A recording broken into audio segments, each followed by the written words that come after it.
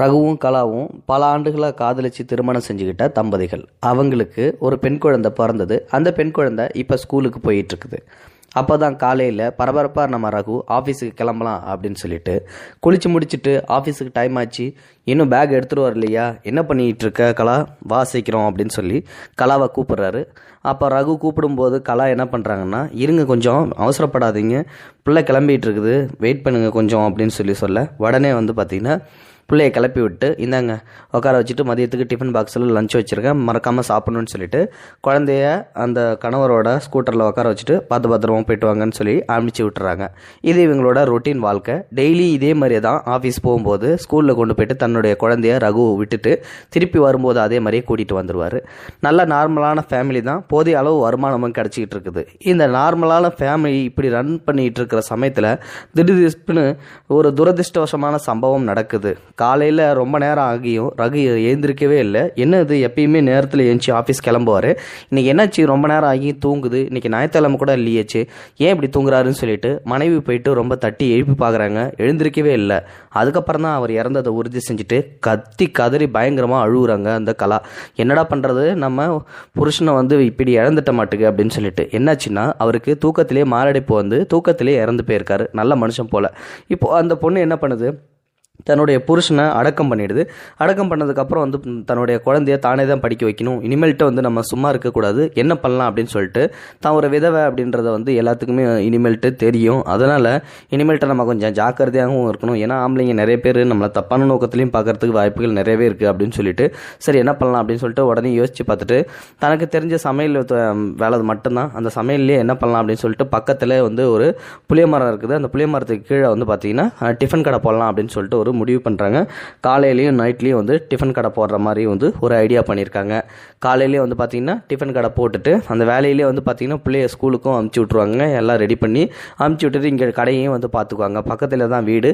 அதனால் இதுக்கப்புறம் வந்து பார்த்திங்கன்னா நைட் டைம்லேயும் வந்து அதே மாதிரி வந்து அந்த டிஃபன் கடையை போட்டு அதே மாதிரி ரன் பண்ணிக்கிட்டு இருக்காங்க. இப்போ வந்து பார்த்திங்கன்னா புதுசாக அந்த இடத்துல கடை போடவும் போலீஸ்காரர் என்ன பண்ணுறாரு, என்னம்மா இந்த இடத்துல கடைலாம் போடக்கூடாது, நீ பாட்டுக்கு திடுப்புன்னு கடை கொண்டு வந்து போட்டிருக்க, என்ன நினச்சிட்டு இருக்க, யார்கிட்ட பர்மிஷன் வாங்கிக்க போட்ட அப்படி இப்படின்னு சொல்லி சத்தம் பட, ஐயா என்னுடைய கணவர் இறந்து போயிட்டாரு, வேறு வழி இல்லாமல் தான் நான் அந்த கடையை போட்டிருக்கேன், தயவு செஞ்சு அனுமதி கொடுத்துருங்கய்யா, ஒன்றும் பண்ணாதீங்க அப்படின்னு சொல்லி கெஞ்சி கேட்குறாங்க கலா. என்ன பண்ணுறது, சரி அப்படின்னு சொல்லிட்டு நமக்கு ஏதாவது வருமானம் வந்தால் சரிதான் அப்படின்னு சொல்லிட்டு அந்த காவல்துறை அதிகாரி என்ன பண்ணுறாரு அப்படின்னா, திடுப்புன்னு வந்து சரிம்மா கொஞ்சம் சாப்பாடு கொடு அப்படின்னு சொல்லிட்டு உடனே கொடுக்கும்போது டிஃபன் கேட்குறாரு, டிஃபனும் வந்து கொடுத்துட்றாங்க.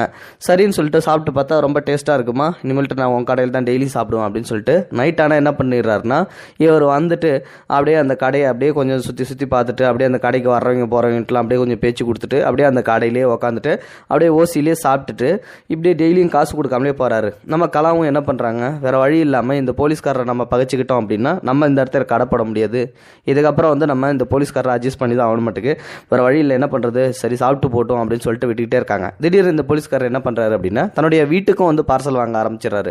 வீட்டுக்கும் பார்சல் வாங்க ஆரம்பித்த உடனே அந்த பொண்ணு மறுபடியும் வந்து கோவம் போகுது, என்னடா அது நம்மளே வருமானம் வந்து கம்மியாக வருதுன்னு நினச்சிக்கிட்டு இருக்கோம், இதில் இவர் வேறே வந்து தான் சாப்பிட்றது மட்டும் இல்லாமல் வீட்டுக்கும் பார்சல் வாங்கிட்டு போகிறாரு, காசு ஒரு ரூபா கூட கொடுக்க மாட்டேன்றாரு, எந்த அப்படி பண்ணுறாரு தெரில, இவர்கிட்ட நம்ம போய் சண்டை பிடிச்சாலும் இன்னும் எதுவும் ஆக போகிறதில்ல, நமக்குன்னு யார் இருக்கா அப்படின்னு சொல்லிட்டு அந்த பொண்ணு வருத்தப்பட்டுக்கிட்டு டெய்லியும் சாப்பாடு வந்து கட்டி கொடுக்கும்.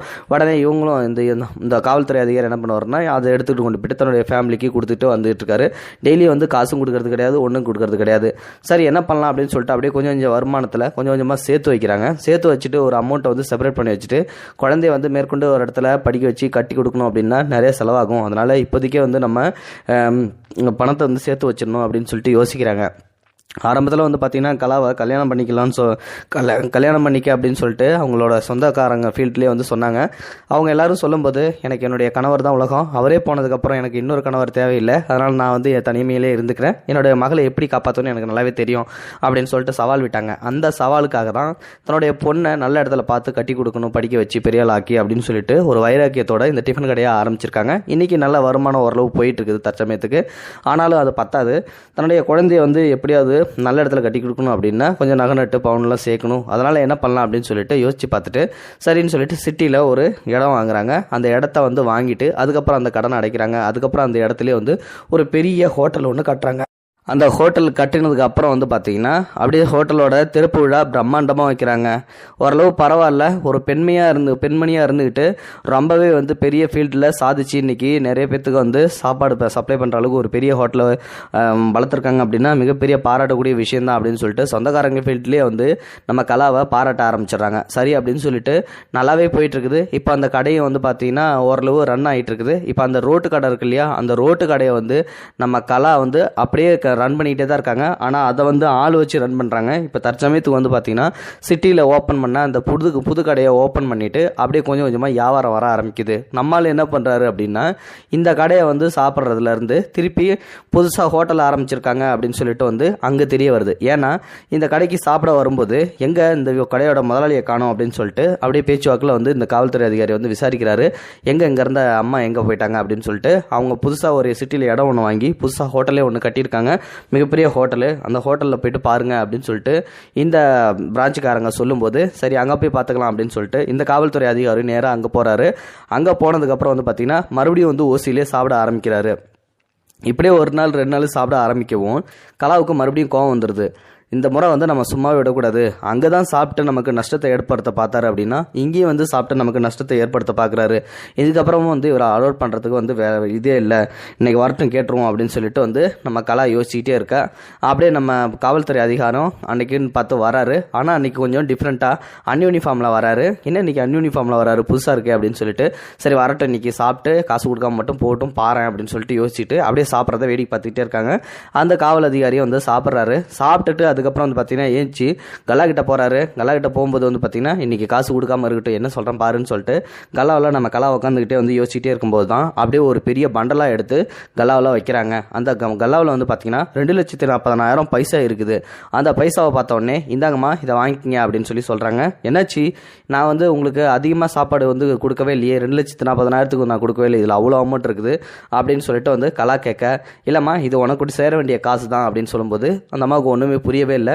என்ன சொல்கிறீங்க அப்படின்னு சொல்லி கேட்கும்போது, இல்லைம்மா நானும் உன்னுடைய ஹஸ்பண்டும் ரொம்ப நெருங்கிய நண்பன், சின்ன வயசுலேருந்து நானும் ஒன்று ஒன்றா படித்தோம் போனால் வந்தான். ஆனால் வந்து நான் வெளியூரில் இருந்தேன், அவன் என்னை அடிக்கடி ஃபோன் பண்ணி கான்டாக்டில் பேசுவான். அதுக்கப்புறம் தான் எனக்கு டியூட்டி இங்கே போட்டாங்க, அதனால் என்னை உனக்கு தெரிஞ்சிருக்க வாய்ப்பே இல்லை. அவனும் நானும் ரொம்ப க்ளோஸ்மா. அவன் திடீர்னு இறந்து போயிட்டான் அப்படின்ற செய்தியை கேட்கும்போது என்னால் மனசுக்கு அடையவே இல்லை.